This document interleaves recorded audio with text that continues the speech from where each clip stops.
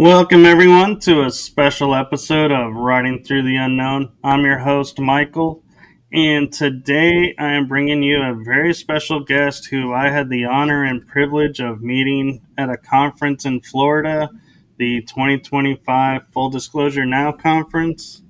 And he gave a presentation talk that totally amazed me, and I am so grateful that he is wanting to come on today and share that with you all. And so I am going to turn it over to my awesome, amazing, informative, well educated, spoken, amazing person, the one, the only, Micah Dank. Thanks for having me. So, if for those who aren't familiar, can you give a little bit of your background and what you're going to be talking about? What I'm going to talk about is basically hidden astrological codes in all the holy texts. Stuff that they don't want you to know, basically. That is really cool. And so, what got you started in that? I came across a video one day talking about it, and I realized that's what I wanted to do. So I found some YouTube videos of it, but they didn't really go that deep into it. But it was so interesting. I was like, oh my God, this is it. This is what makes sense to me. So I just started sharing that with everyone. That's very cool. And so, your presentation, is it just strictly, your research, or do you compile other people's It's research? like 90% my research and 10% I've borrowed from other people because I thought it was really interesting and it worked with the flow of what I was doing. Very cool. And so, do you want to get started with it now, or do you want to? Yeah, you can put it up. Okay, here we go. All right. So, 1 second.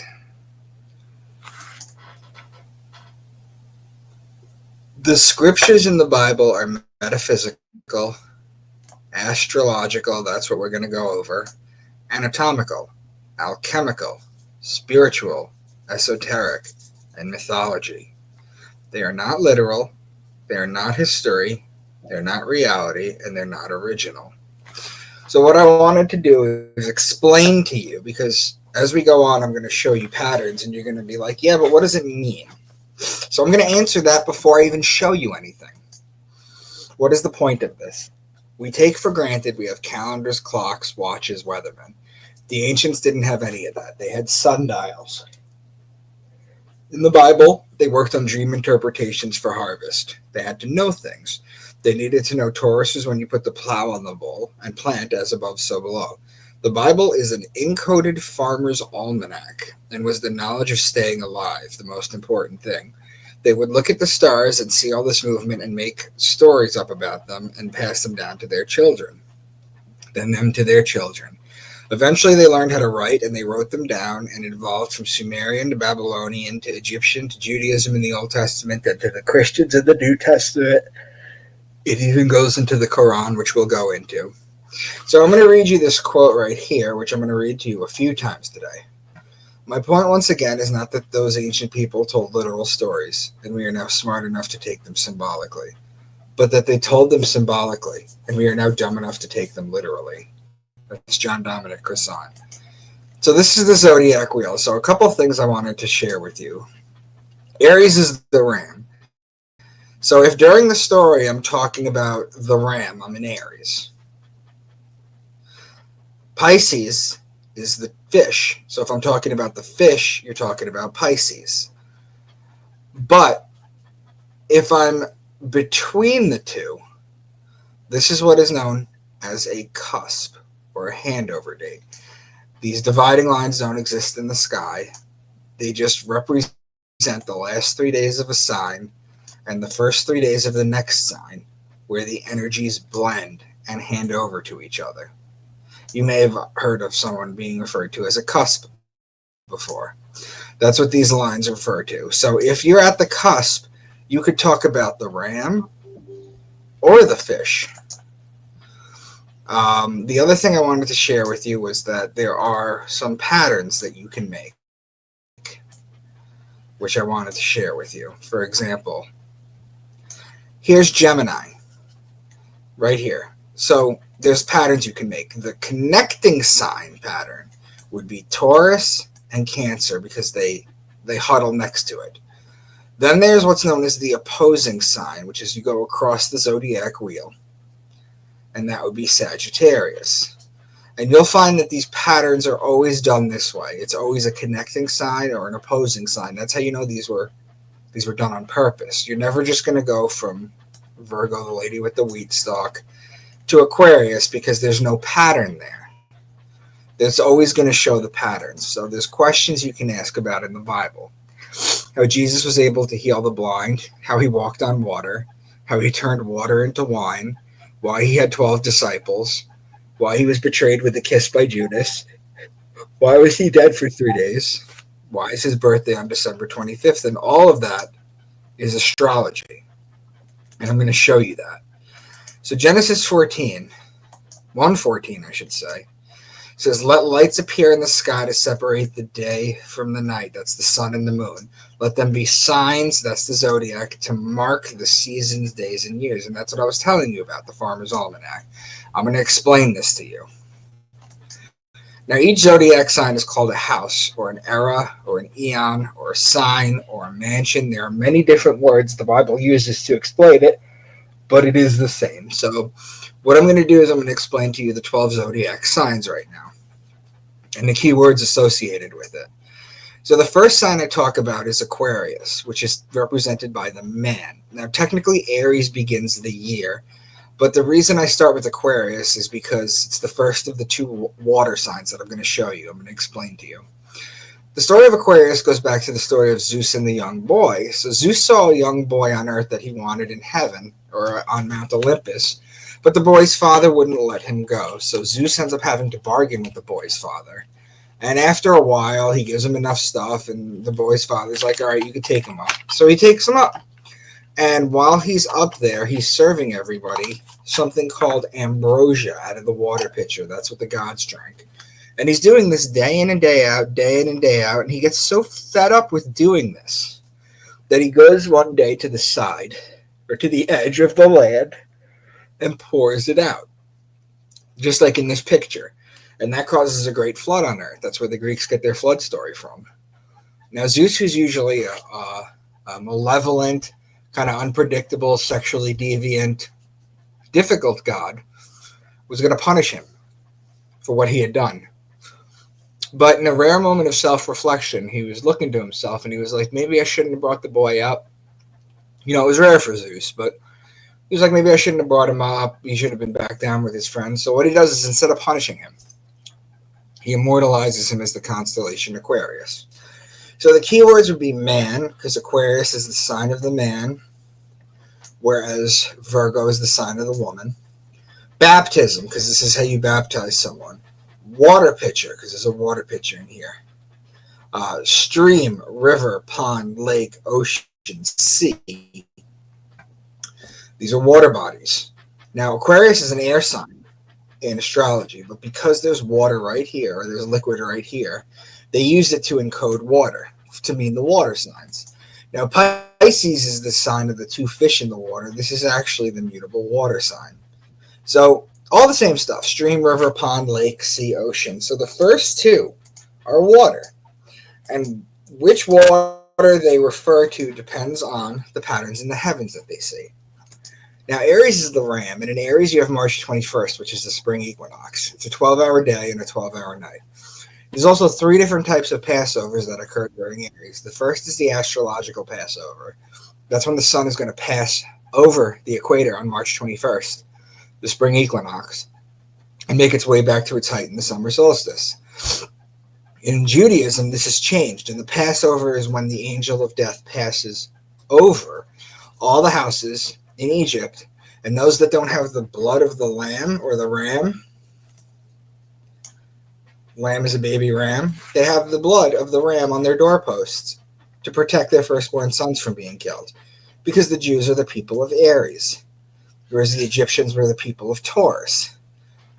And this is why the Jews blow the ram's horn during the holiday, because they're the people of Aries.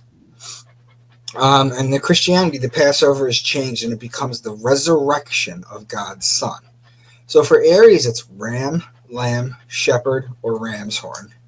Taurus is the bull, and when you look at the sky and you see Taurus during the season where it's supposed to be, you know that you need to put the plow on the bull so that you can plant the seeds so you can harvest in Virgo and Libra. So whenever you're talking about bull, ox, calf, which is a baby bull, or cow, which is a female bull, that's Taurus. Gemini is the twins. Yeah. You mentioned Aries being this associated to the Jewish people and Taurus to the Egyptians. How did you learn and know, like, Taurus Egyptians? Well, because the age that we're in, the age that we're in tells you that.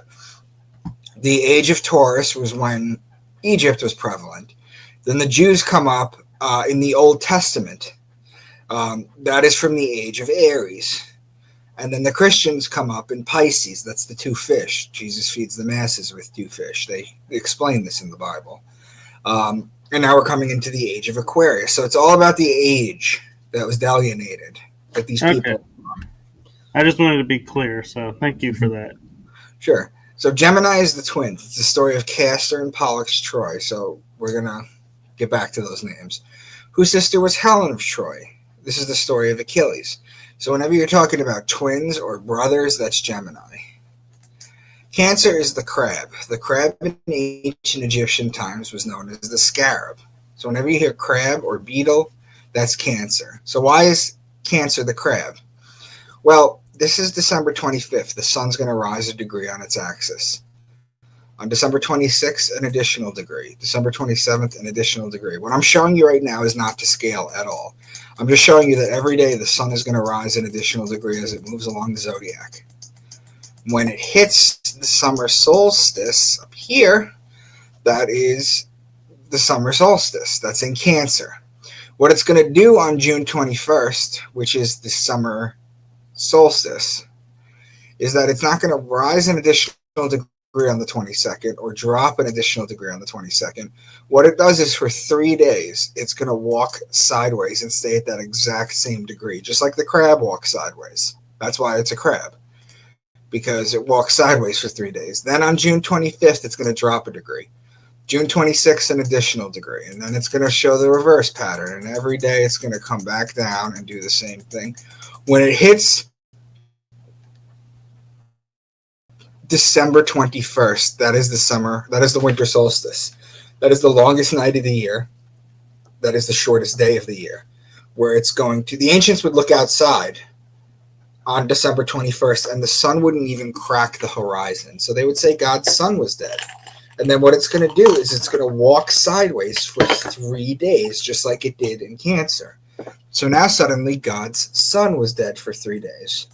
We're on December 25th. It's going to come back to life. It's going to rise again. It's going to be born again. The light of the world, the risen Savior, is going to be born again. And it's going to make that same pattern, go all the way up 3 days, go down 3 days, go up 3 days. It's going to do this over and over again. Now, Leo is the king. He's the lion. He's the king of the jungle or the king of the savannah. The ruling planet of Leo is actually the sun. So whenever you're talking about lion, lioness, or cub, that's Leo. Virgo is the woman holding the wheat stalk. Remember before when we said that you plant in Taurus? Well, the virgins would cultivate the wheat in Virgo. Look, here's the virgin with the wheat stalk that I'm highlighting right here. The virgins would cultivate the wheat in Virgo in order to make the bread for the year. So whenever you hear virgin or woman, wheat, grain, seed, barley, corn, these are grainy things that were harvested thousands of years ago in the northern hemisphere. You're talking about Virgo. Then Libra is the justice. It's the scales. It's the balance. He's known as the just one. The reason it's the justice is because it judges God's sun as it passes over, or technically passes under, the fall equinox. It begins its descent into winter, into cold, into death. Libra is also wine season, which is when you plant for the grapes in Taurus. You could press the wine here. Libra is also olive season. That's when you cultivate the olives and you make the oil. So all law-related things like law, judge, justice, the just one, divorce, marriage, court, wine, vineyard, wine press, grapes, olive oil or olive oil. All that is Libra. So all law-related things, all grape or wine-related things, and all olive-related things. Scorpio is the scorpion, and he is the betrayer. When a scorpion bites you, it leaves an imprint in your skin that looks like two lips. It's why the mafia has the kiss of death, and it's why Jesus was betrayed by Judas with a kiss. So the sun is judged in Libra, and it's betrayed in Scorpio. And then finally here in Sagittarius, this is where the bow and the arrow shoot the sun and inflict further punishment on the sun. Why? Because the last day of Sagittarius is the first day of winter, December 21st. That's the winter solstice. And I already explained to you that the ancients would look out and they would say the sun was dead, and then it was dead for 3 days. So whenever you're talking about horse, bow and arrow, or horseman, that's Sagittarius. Then finally you have Capricorn, which is the goat. Now remember, December 25th, that's Capricorn. So the sun is going to rise a degree every single day, but it starts to climb up what is known as the Great Mountain, which is the zodiac. It starts to climb up during Capricorn, and Capricorn is the goat because the mountain goats are the best animals out there to climb the mountain. So those are the 12 signs. Now, based on those 12 signs, there are names that are given in church for Jesus. Remember, Jesus is the sun right here. You see the sun behind his head. Every picture you'll find on the internet, the sun is behind his head. Even infant Jesus, you'll see the sun behind his head. When the sun, or Jesus, is in Capricorn, the goat, he is the scapegoat of Israel. When the sun is in the sign Aquarius, the sign of the man, he is the son of man. When the sun, or Jesus, is in Pisces, the two fish, he is the fisher of men, and it's also why he feeds the masses with two fish. When the sun is in Aries, or Jesus, he is the Lamb of God, or the Good Shepherd. Cancer, the scarab, the beetle, St. Augustine called Jesus the good beetle. He is the Lion of Judah, also known as Leo, the lady holding the stalk of wheat, Virgo. He is born of a virgin, and he is called the bread of life, because remember, she's a stalk of wheat. Libra is the scales of justice. He is known as the just one. So these are all names that he's given to in church that are all astrological, that nobody knows any different.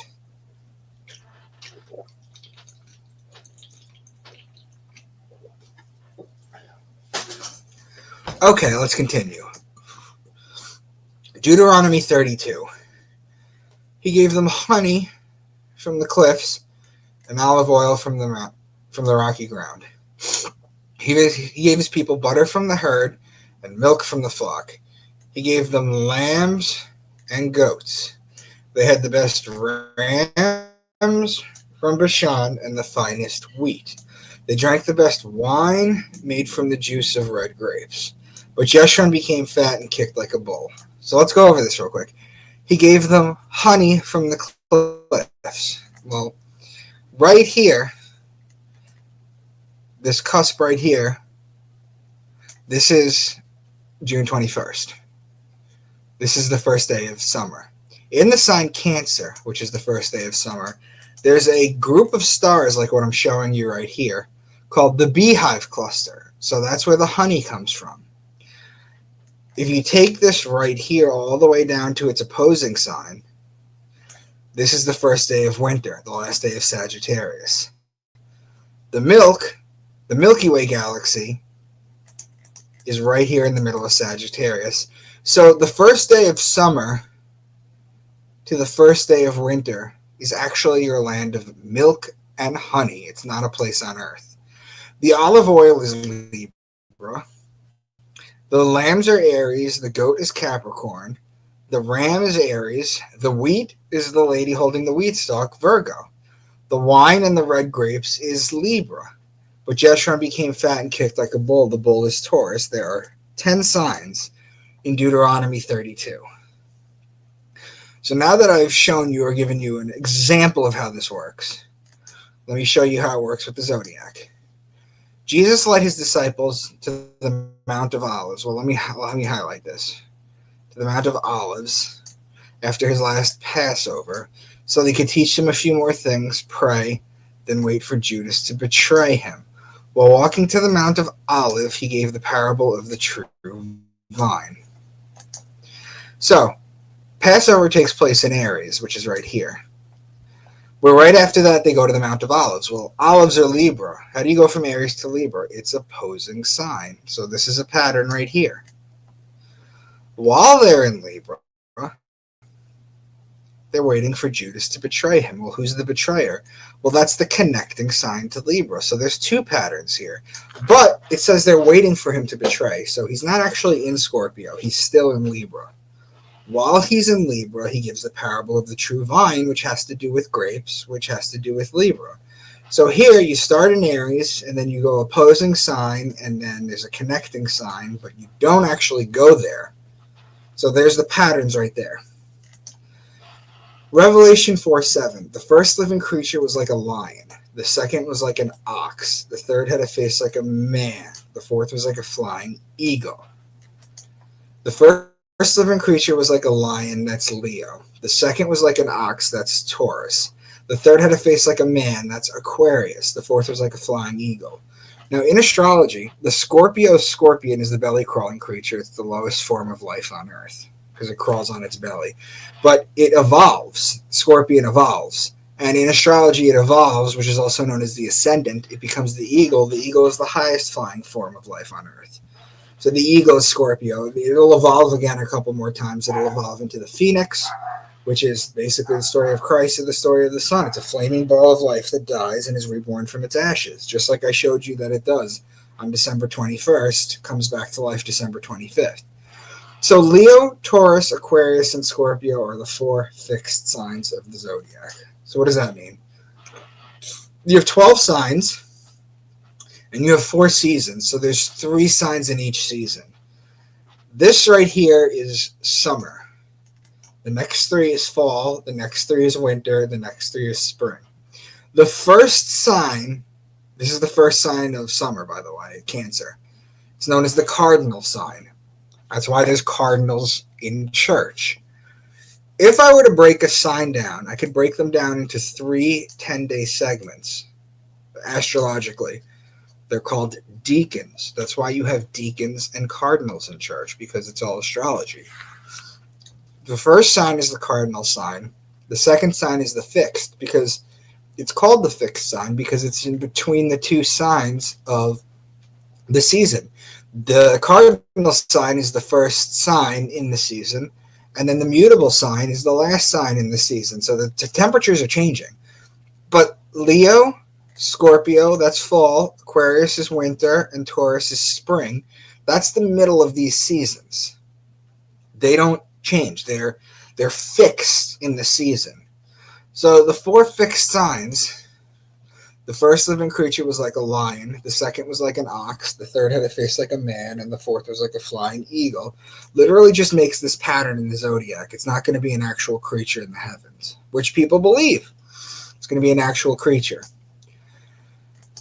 Ezekiel 10:14. Each of the cherubim had 4 faces. One face was that of a cherub, the second the face of a human being, the third the face of a lion, and the fourth the face of an eagle.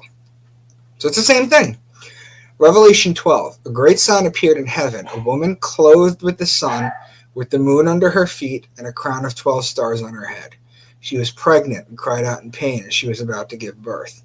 Then another sign appeared in heaven, an enormous red dragon with 7 heads and 10 horns and 7 crowns on its heads. Its tail swept a third of the stars out of the sky and flung them to earth. So, a woman clothed with the sun is the sun clothed in Virgo. It's a metaphor. It's a metaphor for the sun being in Virgo, because Virgo is the woman. If the sun is in Virgo, the moon will be at her feet. So to explain this one, let's go here real quick. This is also a clock. There's 12 signs, and there's a 24-hour-a-day clock. The sun spends 2 hours a day in each sign. So right here in Capricorn, this is midnight to 2, 2 to 4, 4 to 6, 6 to 8, 8 to 10, 10 to 12, 12 to 2, 2 to 4, 4 to 6 right here, because we were looking for Virgo, right? So that's 4 to 6. The sun is in Virgo, the moon will be at her feet. Well, between 4 and 6 p.m., the sun is still out. So if the sun is up, the moon is at her feet. Not literally, but metaphorically, as you see. If the sun is out, the moon is down. If the moon is up, the sun is down. It's basically what they're trying to tell you. Then another sign appeared in heaven, an enormous dragon. Its tail, which I'm highlighting right here, swept a third of the stars out of the sky and flung them to earth. The constellation Draco is the dragon. Its tail goes from Aries to Sagittarius, which is 4/12 of the signs, or 1/3 of the stars out of the sky. Matthew 10, So 16. I have a question real quick. We're talking about when the sun is in the sky and the moon is not visible. How Right. does it work with astrology when, like, I can look out the window today and the sun is up, but I can see the moon as well? Does it It's just a account? metaphor. It's just a metaphor Okay. for it. It's just a Okay. metaphor. It's like this: if the sun is out, the moon is down. If the moon is up, the sun.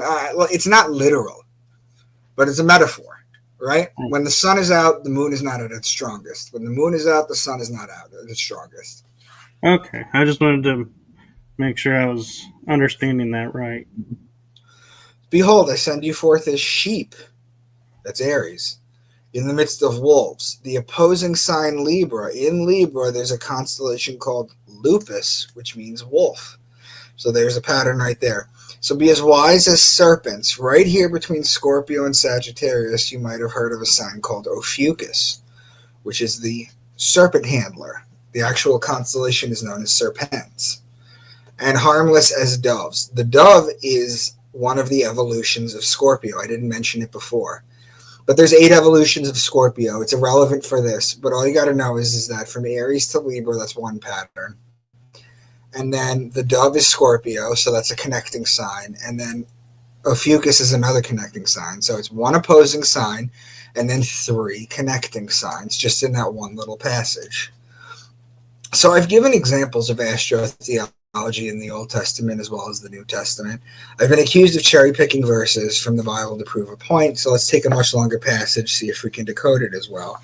What I'm going to read to you is the story of Job. It's going to be Job, God talking to Job. God answering Job for his 20 pages worth of questions.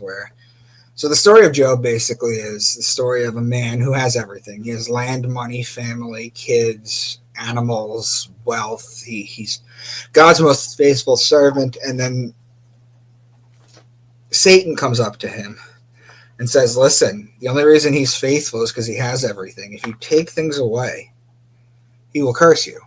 And so God takes the bet and he tells the Satan that you can do anything you want to him, but you can't take his life. So little by little, he starts doing all this stuff to him. He starts losing everything. He never loses his faith, even though he complains to God for about 20 pages. But what I'm going to do is I'm going to read to you God's response to him. Job 38:32. The first thing he says is, can you lead forth the Mazzaroth? The Mazzaroth is intentionally untranslated for Christians. They don't want you to know that the word Mazzaroth translates to the zodiac. Mazzaroth over time becomes the Mazalot, which survives in Judaism today as Mazel Tov. And Mazel Tov means good fortune from the stars. So what is the Lord's challenge to Job? He says, can you bind the chains of the Pleiades? Can you loosen Orion's belt? That's what he starts off saying. Those are open celestial metaphors like I've been trying to tell you. They've been encoded. Well, these are out in the open like this. Then he says, can you bring forth the constellation in their season or lead out the bear with its cubs? The constellation or the zodiac above. The bear and its cubs are Ursa Major, the Great Bear, and Ursa Minor, part of the Big Dipper. Now, if you look at this, the Pleiades are in Taurus. Orion's belt is between Taurus and Gemini. And then the bear and its cubs are in Gemini, Cancer. So Taurus, Gemini, and Cancer are 3 zodiac signs in a row. That's how it opens up. Who can tip over the water jars of the heavens? I don't need to show you the slide from Aquarius again, but it's Aquarius. It's the man tipping over the water jars in the heaven. Do you hunt for the prey, for the lioness, and satisfy the hunger of the lions? That's Leo. Leo is the 4th sign in a row. So what we have right here is we have, so far, we have Aquarius down here. And then we have Taurus, the Pleiades, Gemini, Taurus and Gemini, which are Orion's belt. And then you have the bear and its cubs, that's Cancer. And then you have the lion, that's Leo. So you have 4 signs in a row. These are patterns made deliberately. But we can continue reading. Who provides food for the raven? That's the constellation Corvus, which means raven and borders on Virgo. Do you watch the doe when the doe bears her fawn? That's Mriga, meaning deer, and is located in Orion. Who let the wild donkey go free? That's Ocellus borealis, meaning donkey, and is located in Cancer. Will the wild ox consent to serve you? That's Taurus. Do you give the horse its strength? So we know the horse is Sagittarius, the man on the horse, with the bow and the arrow. But if you keep reading, it laughs at fear, afraid of nothing. It does not shy away from the sword. The quiver, right here they mention the quiver. What a quiver is it sits on the side of the horse that holds the arrows. So the guy on top of the horse can reach the arrows and fire the arrow. So that's Sagittarius with the bow and the arrow. Does the eagle soar at your command and build its nest on high? The eagle is Scorpio evolved. Finally says, can you pull in Leviathan with a fish hook? That's Pisces. Leviathan was an ancient fish god, like Mithra, like Dagon. These are all competing fish deities in the age of Pisces. So what do you have right now? Well, we have Aquarius and Pisces connecting signs. We have Sagittarius and Scorpio connecting signs. And we have these 5 in a row. So this is God's response to Job. If you understand how to read it, the only 3 signs, these are the cardinal signs right here, right? The first sign in spring, fall, and winter. These are the only ones they didn't mention, that God didn't mention. So he didn't mention the ram or the lamb or the shepherd. He didn't mention the goat, and he didn't mention, what was Libra again? It was wine, oil, and law, remember? So this is the patterns that it makes. So answers to the questions at the beginning. How Jesus was able to heal the blind. Jesus being the son can, in the story, Jesus heals the blind man. But the sun does the same thing too. Because when the sun comes down, I am blind. Without external light, everything is pitch black. I cannot see anything. So what the sun has to do is it has to come up in the morning and literally touch my eyes so that I can see. How he walked on water? Well, we've gone over this. Jesus in the story has walked on water. But the sun does the same thing too. If you've ever gone fishing in the morning or the night, and you've seen at dawn or dusk, you've seen the sun travel along the water. And Jesus is known as Christos, which is a title. It means anointed one or oil. Oil also walks on water. So Jesus walking on water, the sun walking on water, and Christos walking on water is a triple entendre. How he turned water into wine. This is not a parlor trick. This is actually an astrological process. So the reason God is considered a man and Mother Earth is considered a woman has to do with one thing. It has to do with the sacred rain, the sacred fluid. In Hebrew, the word is shemen. We get the word semen from it. So you got to think about it like this. God's sacred fluid, the rain, impregnates Mother Earth. It ejaculates and it comes down onto Mother Earth. And it, from her belly, food, life grows, basically. Food, trees, all sorts of things grow. So what happens is, in Taurus, April showers bring May flowers. As above, so below. You see the bowl, you put the plow on the bowl, you plant the grape seeds. And then it waters, it rains, and it rains, and it rains, and it rains, and it rains. And then come hither in Libra, you can pick the grapes and turn them into wine. That's how you turn water into wine. Why he had 12 disciples, we can go over that real quick. Let me go over it with you real quick.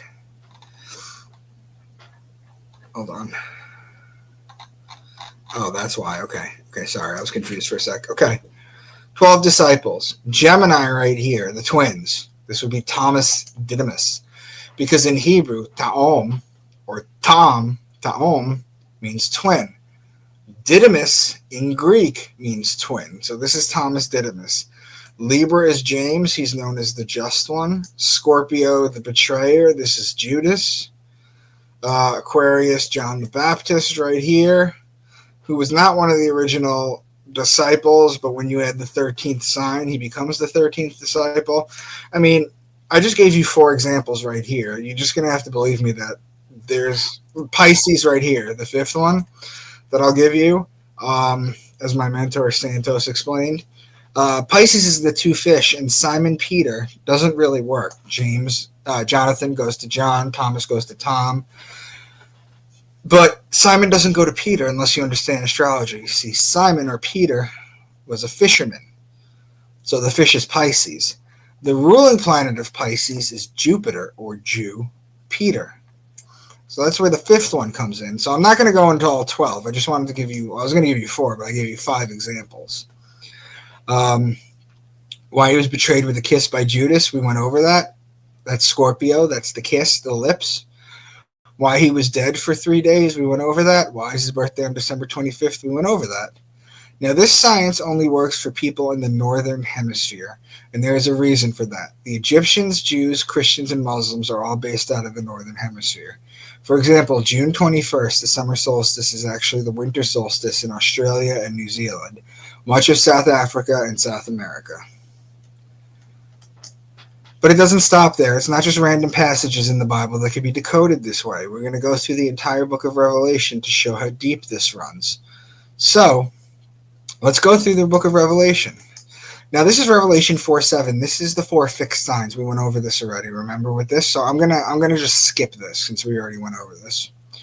Revelation 5:5. Then one of the elders said to me, "Do not weep.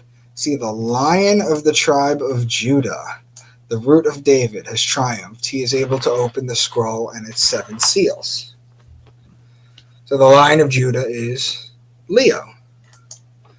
I watched as the Lamb opened the first of the 7 seals. Then I heard one of the 4 living creatures, the 4 living creatures of the 4 fixed signs that we went over, say in a voice like thunder, "Come." Well, the Lamb has to open the first seal because the Lamb is Aries, and Aries begins the year. That's why it has to open the first of the 7 seals. Then you have the 4 living creatures. That's the 4 fixed signs. Then you see voice like thunder. In Hebrew, the word for thunder translates to voices because what they thought was that, for example, when Moses was on top of the mountain and they heard all this rumbling and this thunder, they thought that was God speaking. So the word thunder translates to voices in Hebrew. Revelation 6:2. I looked, and there before me was a white horse. Its rider held a bow. Who's the horse with the rider holding a bow? That's Sagittarius. That's just openly explaining it. Then I heard what sounded like a voice among the 4 living creatures. Again, the 4 living creatures are the 4 fixed signs, saying 2 pounds of wheat for a day's wages and 6 pounds of barley for a day's wages. So that's 2 examples of Virgo. And do not damage the oil and the wine. Well, the oil and the wine is Libra. So that's 2 examples of Virgo, 2 examples of Libra. And those 2 signs are connecting signs. I watched as he opened the 6th seal. There was a great earthquake. The sun turned black like sackcloth, made of goat hair.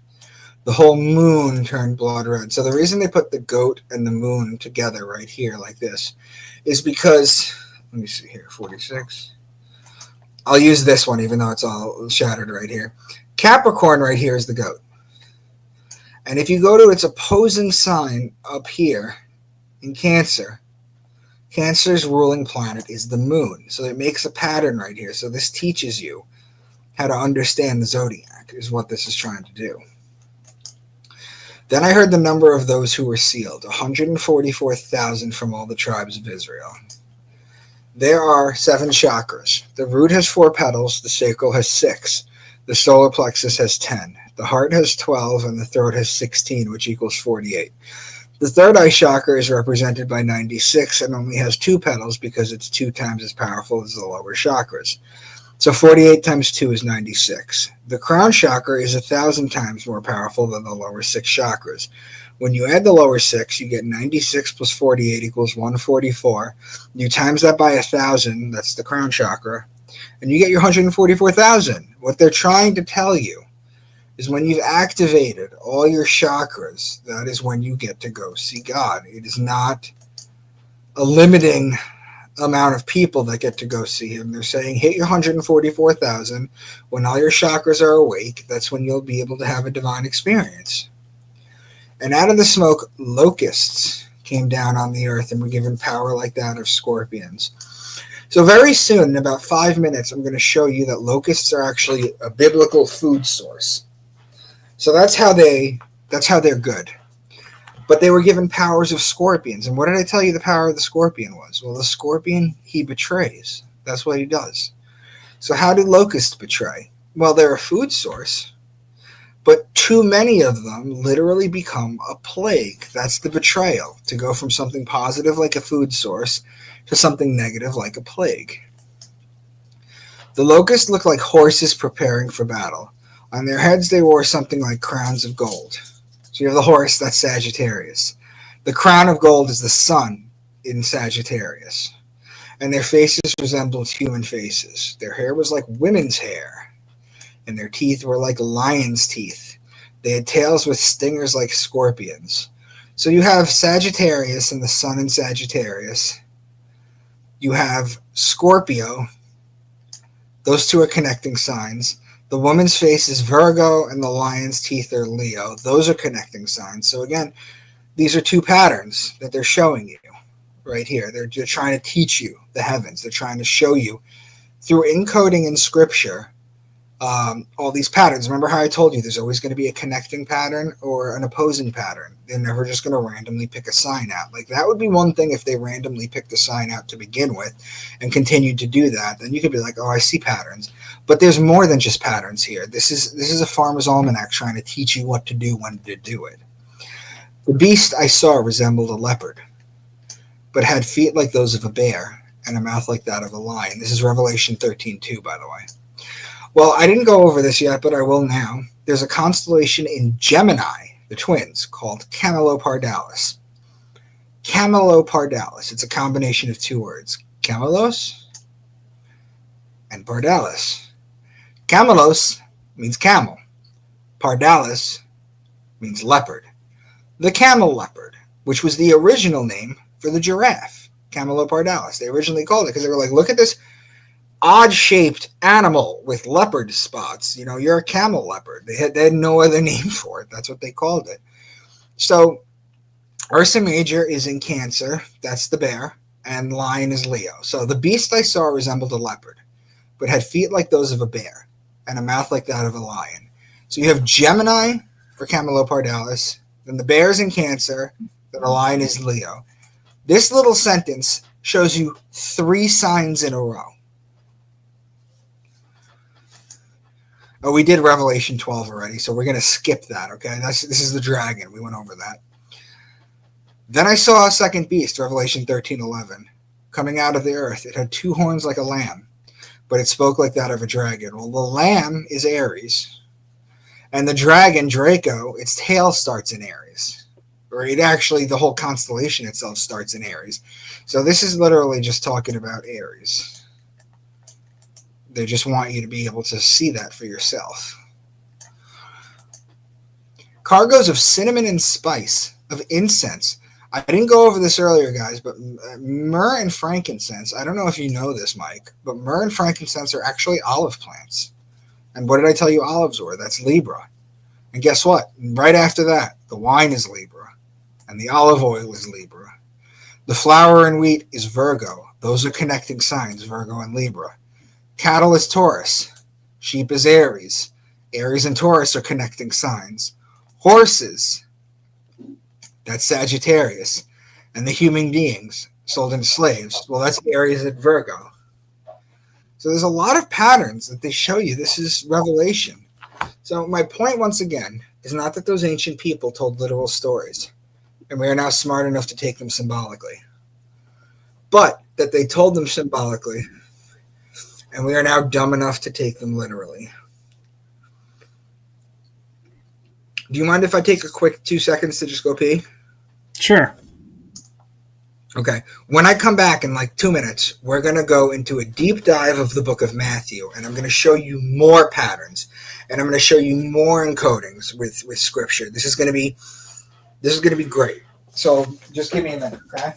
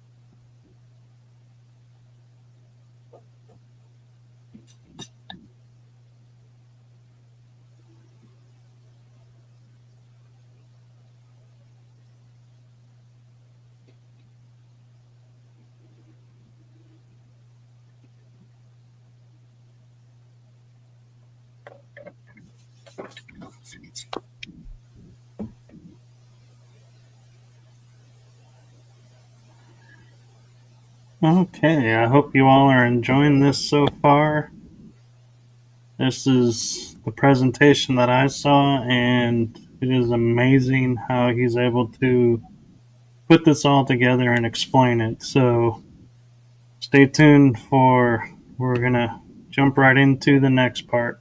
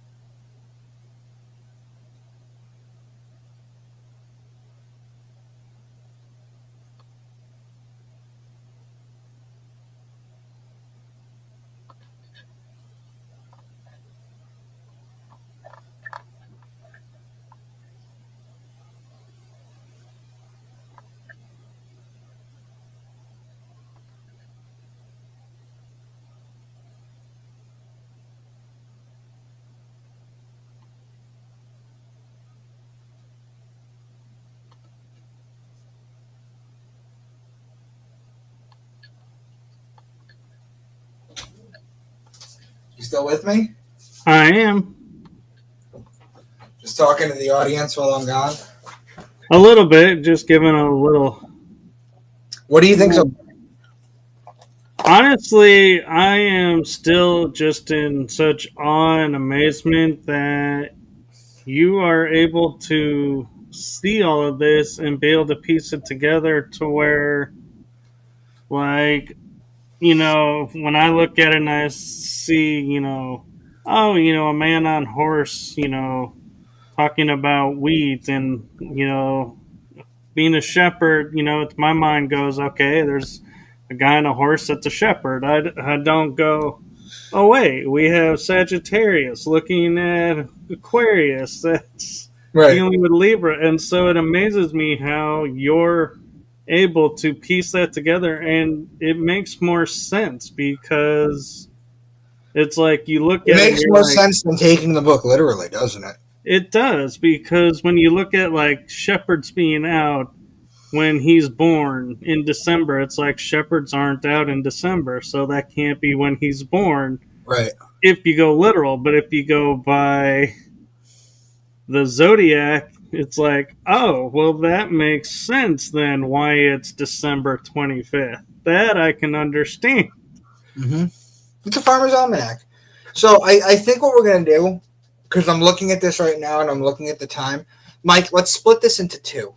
I'll get through the first half and then we'll do the previous 6,000 years at another time, and then you just let me know what kind of feedback you get from people, if they like it, if they want me to answer any questions. I'll do questions and do that. Is that okay? That's perfectly fine. Okay, so let's get through the book of Matthew at least. Or actually, you know what? There's a little bit more than just the book of Matthew I want to go through. What I've done is I put the zodiac over here and I highlighted, for example, like you could see right here, so you know where everything is. This is just an aid for you to be able to follow along with. Matthew 3:2, repent of your sins and turn to God, for the kingdom of heaven is near. Each gospel begins at one of the four major points. So solstice, solstice, equinox, equinox. Like, incidentally, when you connect them, right, this is the cross of God's Son that he carries throughout the year until his death, which is right here. Okay? Now, Leo, right here, the ruling planet of Leo is the sun. So this is where the gospel begins, right here, because the closest point to Leo is Cancer. This is already past Leo. This is already not at Leo yet. This is not at Leo yet. The summer solstice, this is where this begins, because this is right here, the kingdom of heaven. This is where the sun rules Leo. This is God right here. And this is the earliest point. So the gospel begins, all gospels begin at one of these four major points. 1, 2, 3, and 4. But it starts here. And I'll show you. Now, this is the cusp right here, the handover date. Remember, I told you, Cancer's the crab and Leo's the lion. If you're in Cancer, you could talk about Cancer. If you're in Leo, you could talk about Leo. But if you're in between both, at the cusp, you can talk about either or. Matthew 3:4. John's clothes were woven from coarse camel hair, and he wore a leather belt around his waist. For food he ate locusts and wild honey. Now, if we take the most famous drawing of a man, Leonardo da Vinci's Vitruvian Man, and superimpose it onto the zodiac, we can make sense of this. Incidentally, I've been told by Christians that the Vitruvian Man didn't exist thousands of years ago, so there's no way this was used. I use the Vitruvian Man for aesthetic purposes just because I like it, but you could really honestly use a stick figure. It doesn't matter. Just outline a man and put it on the... I'll show you. For example, right here. Cancer is the head, so here's his mouth. And the beehive cluster is in Cancer, so he's eating the honey. The mouth, he's eating the honey. Now, Leviticus 11, remember I told you I was going to show you about the locusts, right, as food source. Right. All flying insects that walk on all fours are to be regarded as unclean by you. There are, however, some flying insects that walk on all fours that you may eat. Those that have jointed legs for hopping on the ground. Of those you may eat any kind of locust. So this is why he eats the locusts and the wild honey, katydid, cricket, or grasshopper. So, just so you know, when they try and tell you this, a pound of grasshoppers is 3 times as nutritious as a pound of beef. Remember, they're trying to push eating bugs, right? They're trying to push eating bugs. Well, it goes back to Leviticus 11. It's biblical. That's where they're getting it from. They're not just pulling it out of their ass. So Leo was the kingdom of heaven because the sun rules Leo and the sun is Christ. Cancer, right here, the beehive cluster, he's eating it. Gemini is a little lower down on the body, so that would kind of be like something like here, right? This would be like a shirt or something, right? A little lower on the body is a clothes made out of camel hair, or camelopardalis, which is in Gemini. Now, in Taurus, this is a little lower down the body, so this is like the midsection. This is like where you would wear, I don't know, like a belt or something, right? Right.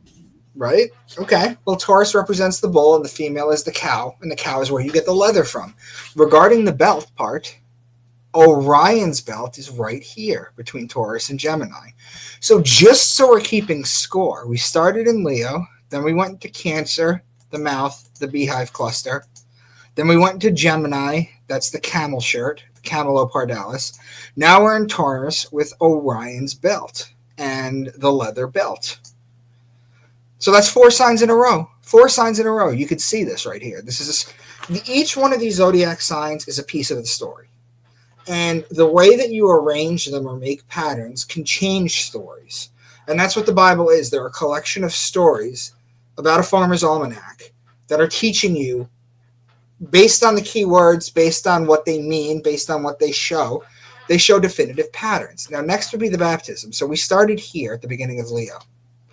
Now, how are we going to go to a water sign to signify the baptism? Well, all you got to do is find its opposing sign. Remember, connecting signs, opposing signs.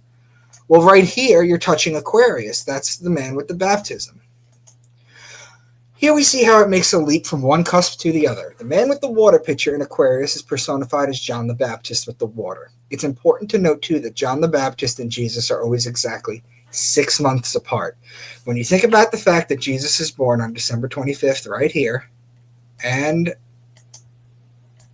goes up a degree a day, then that must mean that John the Baptist is here at June 24th and decrease a degree a day. This is why in John 3:30, John says, he must increase, but I must decrease. And it's also why St. John's Day, open a Catholic calendar. When is St. John's Day? It's June 24th. That's exactly 6 months to the day of Christmas. So now what happens next? Well, next is he's tempted by the devil, by Satan in the desert for 40 days, right? So we started at July. We started here. This is where we started, the beginning of Leo. And he's tempted for 40 days. Well, this is actually really simple. So you have July 24th. Count 40 days. That takes you to September 2nd. That's right in the middle of Virgo, the lady with the wheat stalk, the bread, remember? Right. Well, what's the very next passage? Matthew 4:3. If you are the Son of God, tell these stones to become loaves of bread. Here we see mention of the bread, which tells you that the sun is in Virgo. So now we have Leo, and then we went to Virgo, and now we're in Libra, which is law, wine, and oil, remember? So what are the next passages? Matthew 5:17 and 22. I did not come to abolish the law, and if you are even angry with someone, you are subject to judgment. Both law and judgment are Libra. So we went 4 signs this way, and now we went 3 signs this way. So the beginning of the story connects 7 zodiac signs in a row. Do you see how this is starting to work out? I do, and it seems like it's mapping, and it's like it almost is creating designs within itself, and so correct. It's like... Absolutely. And I'm going to show you how scripture is written in a hot second too. So Matthew 7:15 and 16. Beware of false prophets who come disguised as harmless sheep. The sheep is Aries right here. And can you pick grapes from the thorn bushes? Well, the grapes are in Libra. Those are opposing signs. There's another pattern.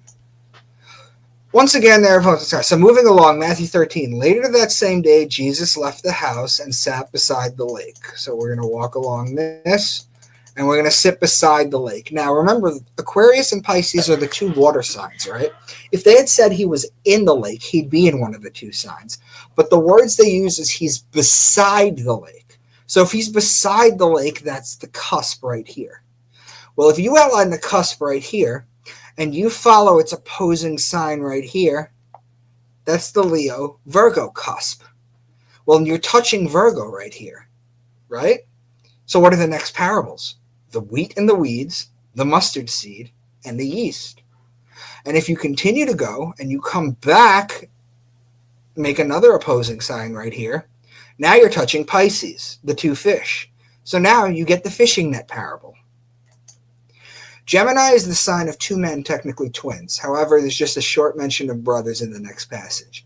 He's just the carpenter's son, and we know Mary, his mother, and his brothers, James, Joseph, Simon, and Judas. This ends at the cusp of Gemini and Cancer, right? Because we're in Gemini because they're talking about brothers. And Gemini is twins and brothers, remember? Because it's the sign of two boys. Well, if you follow this to its opposing sign, this is December 21st, the cusp of Sagittarius and Capricorn. This is the day of death. What's the next story? The very next story is the death of John the Baptist. As I've mentioned previously, death comes at the end of Sagittarius. So I'm going to pause for a second from Scripture, and I'm going to show you how Scripture is written. So because we've been talking about it the whole time here. So let's take this sentence, which sounds like it could be in the Bible, but isn't. If I say to you, the rulers were divided between war and love, it split the land in half. You could read that as a literal translation, or the ruling planet of Aries is Mars, who's the god of war, and the ruling planet of Libra is Venus, who's the goddess of love. There is your war and love. It makes an opposing sign. If you connect it, it literally splits the land, or the rest of the zodiac, in half. These are deeply encoded metaphors, but there is a science to it. Matthew 14, 17, and 32, but we only have 5 loaves of bread, the bread is Virgo, and 2 fish. 2 fish is literally Pisces, but hello, those are also opposing signs. So there's another pattern. This is the cross of God's Son. We were just in Virgo.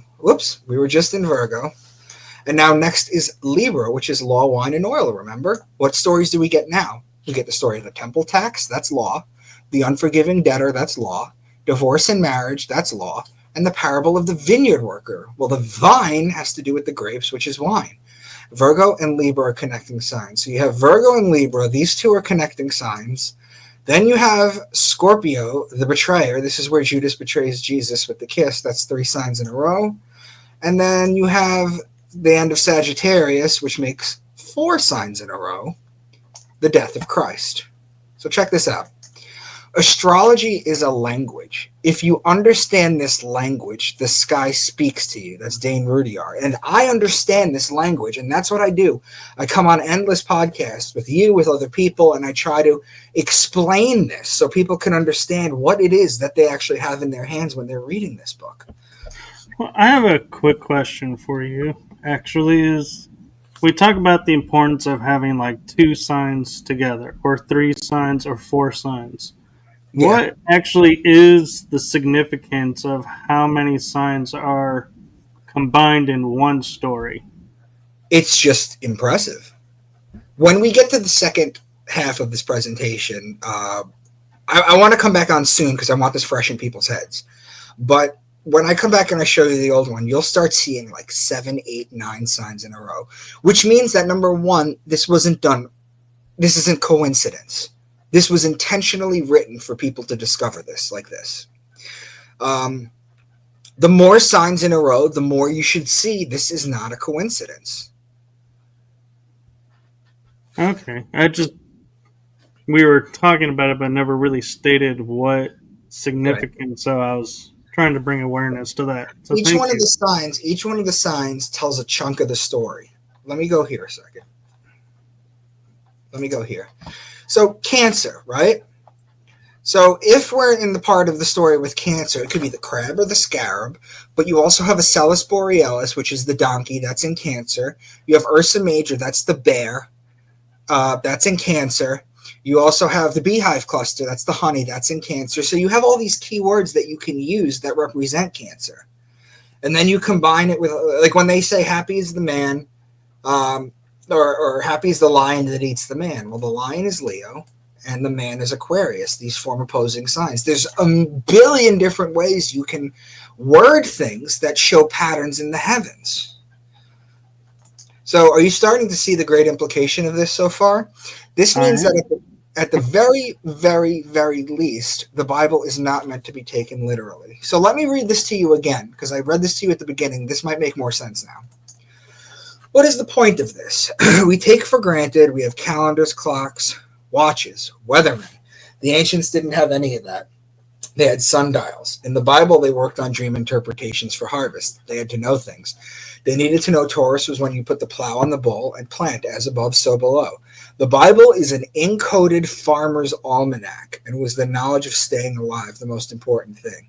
They would look at the stars and see all the movement and make up stories about them and pass them down to their children, then them to their children. Eventually they learned how to write, and they wrote them down, and they evolved from Sumerian to Babylonian to Egyptian to Judaism to Christians to the Muslims. It's in everything, and I will show you that in the second half. My point, once again, is not that those ancient people told literal stories and we are now smart enough to take them symbolically, but that they told them symbolically and we are now dumb enough to take them literally. So just a few more things to show you how this works in society. The U.S. was not founded as a Christian nation. Christianity is the most perverted system that ever shone on man. That's Thomas Jefferson. I have found Christian dogma unintelligible. It's Benjamin Franklin. This would be the best of all possible worlds if there were no religion in it. John Adams. The Constitution is the guide which I will never abandon. That's George Washington. The U.S. was founded upon secular views. But let me give you a few more quotes. And the day will come when the mystical generation of Jesus, by the Supreme Being as his Father in the womb of a virgin, will be classed with the fable of the generation of Minerva in the brain of Jupiter. That's Thomas Jefferson in a letter to John Adams. What influence, in fact, have Christian ecclesiastical establishments had on civil society? In many instances, they have been upholding the thrones of political tyranny. In no instance have they been sent as the guardians of the liberties of the people. That's James Madison. The purpose of separation of church and state is to keep forever from these shores the ceaseless strife that has soaked the soil of Europe in blood for centuries. James Madison. And this is my favorite quote. This is Thomas Paine. This is 250 years ago, one of the founding fathers. The Christian religion is a parody on the worship of the sun, in which they put a man called Christ in the place of the sun and pay him the adoration originally paid to the sun. That's Thomas Paine, 250 years ago. They used to know this stuff. But again, like I said, we are now dumb enough to take them literally. Now check this out. Why do they always crash the stock market in Libra? Look at this pattern here. Panic of 1907, October 1907, Teddy Roosevelt. He was a Republican. Wall Street crash of 1929, October 24th, 1929. That's a cusp. That's a handover date to Scorpio from Libra. Herbert Hoover. He was a Republican. Black Monday, October 19th, 1987, Ronald Reagan. He was a Republican. October 13th, 1989, Friday the 14th mini crash. That's George H.W. Bush. He was a Republican. The stock market downturn of 2002, October 9th, 2002, George W. Bush. He was a Republican. 10% in most of the world's indices dropped, crash. Handover date to Scorpio, October 24th, 2008, George W. Bush. He was a Republican. Are you seeing the patterns here? It is so interesting how it's like we see it, we think we know it, and there's a whole nother layer and level to it that... They're all in October. They're all in Libra. They're all in Libra. Or actually, technically, the handover date is that 3-day period at the end of the sign, remember? So the energy is still there. Why Libra? Well, it's the... If you see what I'm doing right here, this is the scales. This is the judgment. We're being judged. They're forcing the crashes in October and with Republicans. Which is interesting because if Scorpio is the betrayer, it's like, correct. Because they're forcing it, they're betraying us by forcing it on us. See, now you're starting to think like I do when you say shit like that to me. That's how I think. That's how it comes about. Now we're in September already. We're going to be reaching Libra in 16 days. So, with a Republican in office and everything that's going around in the world, don't be surprised if there's a stock market crash. So, check this out. Roman Catholic Catechism 2116. This is what the Catholics teach their people. Would you agree with me so far that there's definitely astrology in the Bible? I would definitely agree.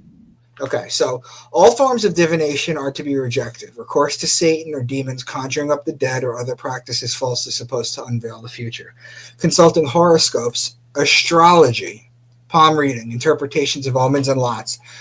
The phenomena of clairvoyance and recourse to mediums all conceal a desire for power over time, history, and in the last analysis, other human beings, as well as a wish to conciliate hidden powers. They contradict the honor, respect, and loving fear that we owe to God alone. Why would the Catholic Church tell you that astrology is evil if the whole book is basically based on it? Well, I think the last part of that line sums it up as loving fear, is that's what they want you in, is that fear. And so if you understand the astrology, they can't put you in fear. Exactly. You remember this movie right here, Face Off? I do. So Nicolas Cage's. Let me show you let me prove to you that this is actually used in society, and it's not just something that I just made up or hidden. What was Nicolas Cage's character's name and his brother's name in Face Off? Oh, it's been so long since I've seen it, to be honest. It was Castor and Pollux Troy. Those are the names of Gemini. Okay? What was John Travolta's character's name? It was Sean Archer. Who's the Archer? Sagittarius. Those are opposing signs. So they do embed this into music, into TV. There are a ton of characters in Harry Potter that are named after stars or constellations. You have Draco Malfoy, Pollux Black, Sirius Black, Andromeda Black, Regulus Black, Arcturus Black, Cassiopeia Black, Orion Black, and Cygnus Black.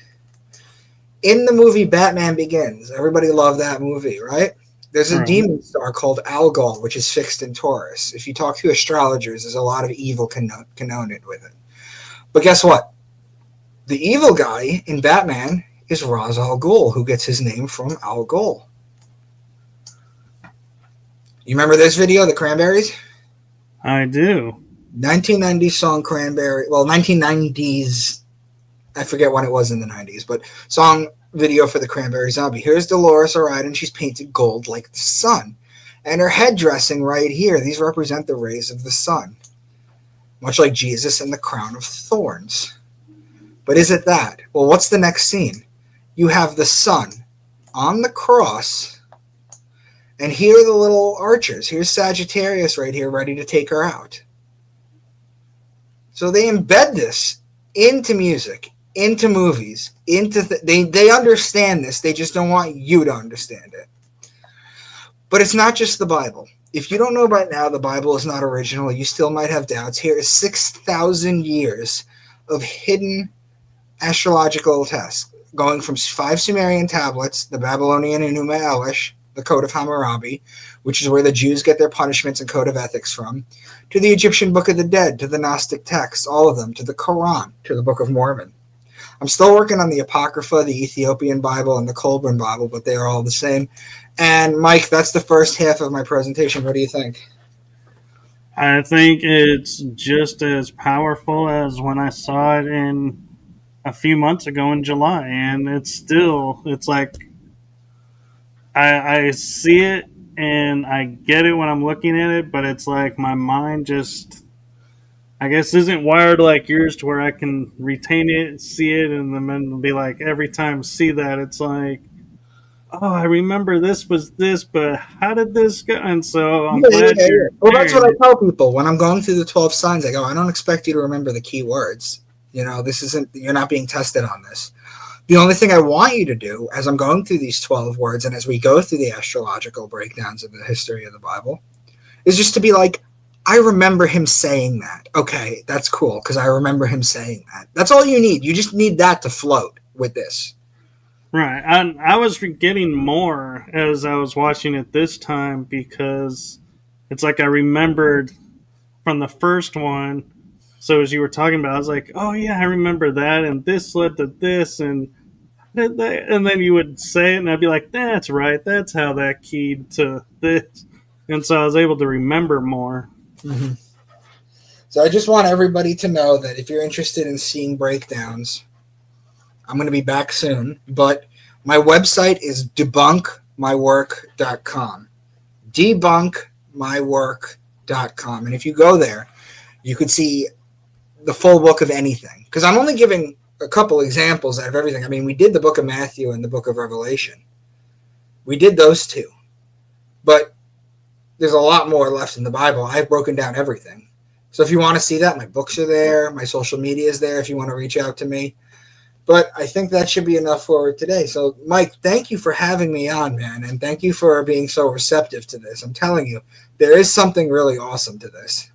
Yes, and I was so appreciative of you reaching out and, even floating in the Gulf and saying, "Can I do my presentation on your show?" That really touched me, and I was like, "Oh, yeah, I would love to because I feel like this is information that really does need to be out there and not stuck on a shelf." And people are like, "Well, I want to know this, but I don't know who to ask." And I'm like, here's who you ask. Here's a great source.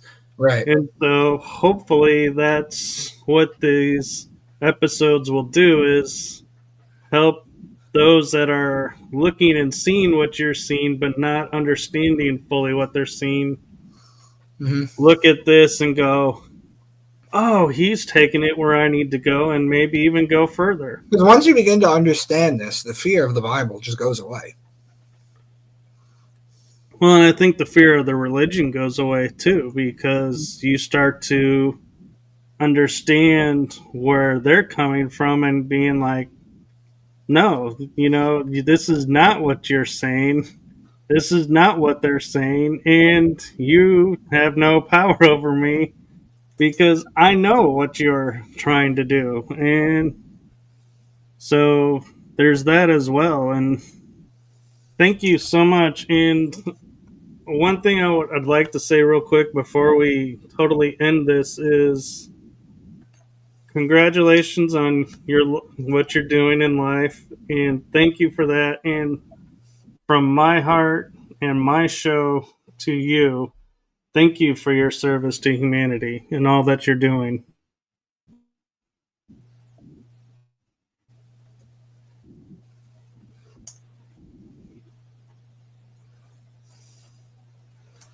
Well, thank you. I appreciate that. And we'll be in touch. Just DM me when I can come back on. I will, and thank you so much. Thank you very And much. Take care. have a good one. And thank you all for your patience in waiting for this episode. And we will bring you part 2 when we get it scheduled. So please like, subscribe, and follow to this channel so that you can be informed when part 2 does come. So thank you for watching. Thank you to everyone, and have a wonderful day.